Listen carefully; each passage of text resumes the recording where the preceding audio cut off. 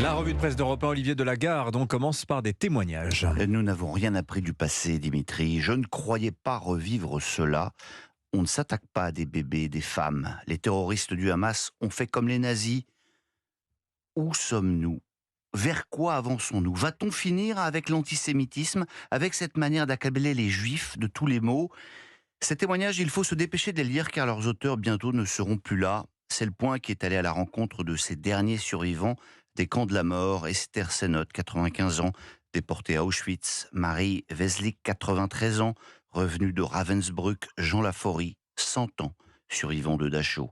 Que nous disent-ils ? Eh bien que tout ce qui a été fait depuis la fin de la Seconde Guerre mondiale n'a visiblement servi à rien.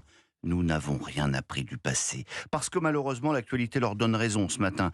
Vous l'avez appris sur Europe 1 et le chiffre claque aussi à la une du Parisien aujourd'hui en France. Plus 1000%.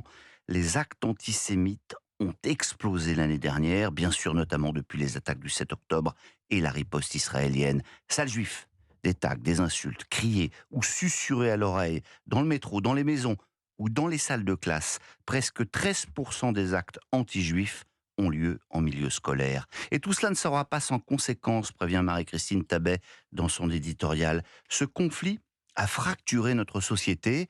Elle a fait apparaître un fossé générationnel avec une jeunesse aux abonnés absents, révélé les fragilités de la gauche, les ambiguïtés des féministes et le malaise des Français musulmans, sommés de choisir un camp.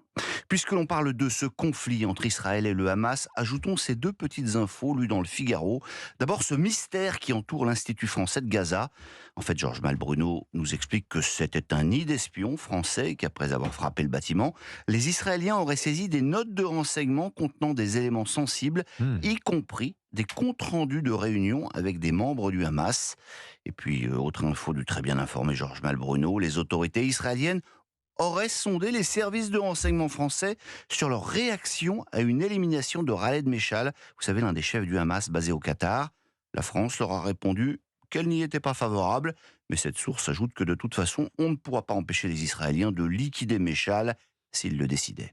Très intéressant. L'actualité ce matin également, c'est évidemment encore la colère des agriculteurs. Et les idées du gouvernement pour tenter de s'en sortir. Dans Les Échos, Cécile Cornudet nous décrit la stratégie de Gabriel Attal. Il prend l'exact contre-pied de ce qu'avaient fait ses prédécesseurs sous les crises des retraites ou des gilets jaunes, en faisant patte de velours avec les manifestants. Les syndicats sont nos amis, résume l'éditorialiste des Échos. Dans le Figaro, Loris Boischaud nous apprend que le gouvernement est prêt à lâcher des sous, sans délai. Mieux vaut parfois payer 50 millions tout de suite que 500 millions dans 3 semaines, aurait expliqué le Premier ministre au député Renaissance. C'est peut-être plutôt 500 millions tout de suite que 5 milliards dans 3 semaines. Bon, bref, Peut-être. c'est une question de zéro. Touchous maintenant. Oui, et c'est pas pour parler de notre déficit public, même si les Échos nous apprennent en gros titre que le trou 2023 sera plus élevé que prévu, 8 milliards que Bercy n'avait pas anticipé. Non, c'est une descente tout aussi vertigineuse à laquelle nous invite Jean-Julien Esvanne du Figaro, celle de Simon Billy. Ce Français est l'homme le plus rapide du monde sur des skis. Adepte de l'épreuve du kilomètre lancé, il a atteint la vitesse, tenez-vous bien, de 255 km/h. On dort très mal. Sur des skis. On dort très mal la veille, concède le champion, et quand on se retrouve au départ, les skis dans le vide, tout s'évapore. Pour le moment, cette épreuve n'est pas olympique, mais cela pourrait venir. Alors justement, très habile transition pour venir. Qu'est-ce qui s'est passé il y a 100 ans, jour pour jour ? Quel événement planétaire s'est déroulé en France le 25 janvier 1924 ? Est-ce que vous savez ça ? Ça doit avoir un rapport avec les Jeux Olympiques, non ? Oui, c'était l'ouverture des premiers Jeux Olympiques d'hiver. Et c'était à Chamonix.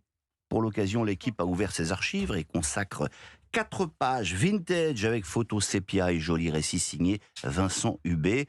Alors vous êtes peut-être déjà un peu fatigué par le Barnum annoncé de Paris 2024, de sa cérémonie d'ouverture en pleine ville.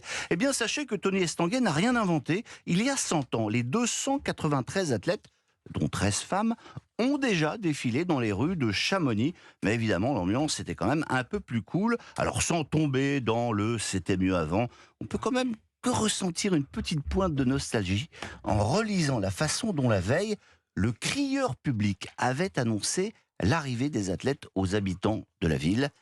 Il sied Chamoniard que vous vous rendiez compte de l'honneur qui vous est fait. Il faut leur faire fête. Recevez ces héros les bras ouverts. Montrez-leur ce qu'est la vieille hospitalité française et pavoisez vos habitations. Voilà, la devise des JO n'était pas encore plus vite, plus haut, plus fort, mais plus simple, plus convivial et plus sympa. À croire décidément que nous n'avons rien appris du passé. La revue de presse d'Olivier Delagarde. Merci beaucoup, Olivier.